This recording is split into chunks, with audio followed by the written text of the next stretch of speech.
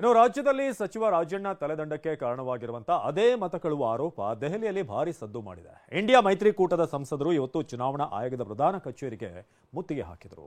ಅಲ್ಲಿ ಭಾರಿ ಹೈಡ್ರಾಮಾ ನಡೆಯಿತು. ಮೋದಿ ಜಿ ಹೋಶಿಯಾರ್, ಇಸಿಐ ಹೋಶಿಯಾರ್.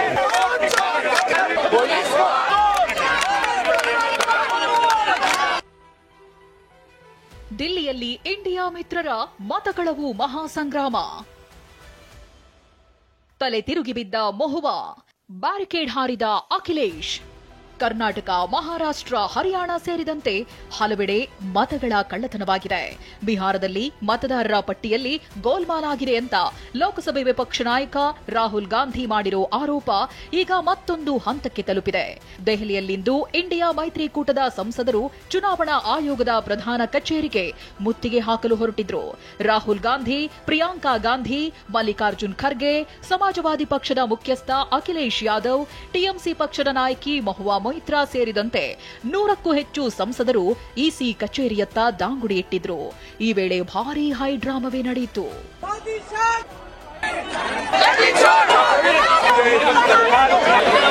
ಸಮಾಜವಾದಿ ಪಕ್ಷದ ಮುಖ್ಯಸ್ಥ ಅಖಿಲೇಶ್ ಯಾದವ್ ಪೊಲೀಸರು ಹಾಕಿದ್ದ ಬ್ಯಾರಿಕೇಡ್ಗಳನ್ನೇ ಹಾರಿದ್ರು. ತಳ್ಳಾಟ ನೂಕಾಟದಲ್ಲಿ ಟಿಎಂಸಿ ಸಂಸದೆ ಮಹುವಾ ಮೊಯಿತ್ರಾ ತಲೆ ತಿರುಗಿ ಬಿದ್ರು. ಪ್ರತಿಭಟನಾ ನಿರತ ಸಂಸದರನ್ನ ಪೊಲೀಸರು ತಡೆದು ವಶಕ್ಕೆ ಪಡೆಯುತ್ತಿದ್ದಂತೆ ಸಂಸದೆ ಪ್ರಿಯಾಂಕಾ ಗಾಂಧಿ ಆಕ್ರೋಶ ಹೊರಹಾಕಿದ್ರು. ಬಸ್ನಲ್ಲೇ ಘೋಷಣೆ ಕೂಗಿದ್ರು. ಇದು ಹೇಡಿ ಸರ್ಕಾರ ಹೆದರುತ್ತಿದೆ ಅಂತ ಆಕ್ರೋಶ ವ್ಯಕ್ತಪಡಿಸಿದ್ರು.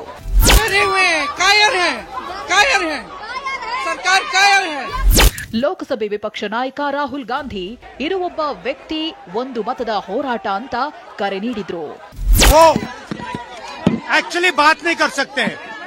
रियलिटी ये है क्योंकि सच्चाई देश के सामने है और ये जो लड़ाई है ये राजनीतिक नहीं है, ये कॉन्स्टिट्यूशन की लड़ाई है, कॉन्स्टिट्यूशन को बचाने की लड़ाई है, वन मैन वन वोट की लड़ाई है.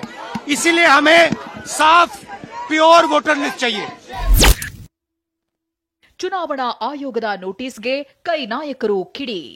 ಇನ್ನು ಮತಗಳ್ಳತನ ಆಗಿದೆ ಅಂತ ರಾಹುಲ್ ಗಾಂಧಿ ಆರೋಪಿಸಿದ್ರೆ ದಾಖಲೆ ಕೊಡುವಂತೆ ಕರ್ನಾಟಕ, ಮಹಾರಾಷ್ಟ್ರ ಮತ್ತು ಹರಿಯಾಣ ರಾಜ್ಯಗಳ ಮುಖ್ಯ ಚುನಾವಣಾಧಿಕಾರಿಗಳು ನಿನ್ನೆ ನೋಟಿಸ್ ನೀಡಿದ್ರು.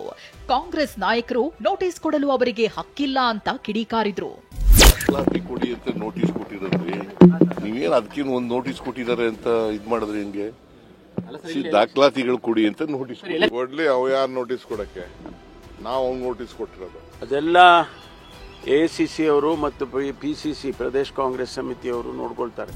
ಖುದ್ದು ಸಿಎಂ, ಡಿಸಿಎಂ ಅವರೇ ಮತಕಳವು ಆರೋಪಕ್ಕೆ ಸಮರ್ಥನೆ ನೀಡ್ತಿದ್ರೆ ಹಾಗೆಲ್ಲ ಆಗಿಲ್ಲ ಅಂತ ಹೇಳಿ ಕೆಎನ್ ರಾಜಣ್ಣ ಮಂತ್ರಿ ಸ್ಥಾನ ಕಳೆದುಕೊಂಡಿದ್ದಾರೆ. ಈಗಾಗಲೇ ಈ ಹೋರಾಟ ಯಶಸ್ಸಿಗೆ ರಾಹುಲ್ ಗಾಂಧಿ ಒಬ್ಬ ವ್ಯಕ್ತಿ ಒಂದು ಮತ ಅನ್ನೋ ಆನ್ಲೈನ್ ಅಭಿಯಾನ ಕೂಡ ಆರಂಭಿಸಿದ್ದಾರೆ. ಸಾರ್ವಜನಿಕರಿಗೂ ಸಾಥ್ ನೀಡುವಂತೆ ಕೋರಿದ್ದಾರೆ. ಒಟ್ನಲ್ಲಿ ಮತಕಳವು ಹೋರಾಟ ಮುಂದೆ ಮತ್ತಷ್ಟು ತೀವ್ರ ಸ್ವರೂಪ ಪಡೆಯುವುದರಲ್ಲಿ ಡೌಟೇ ಇಲ್ಲ. Bureau report, ಟಿವಿ9.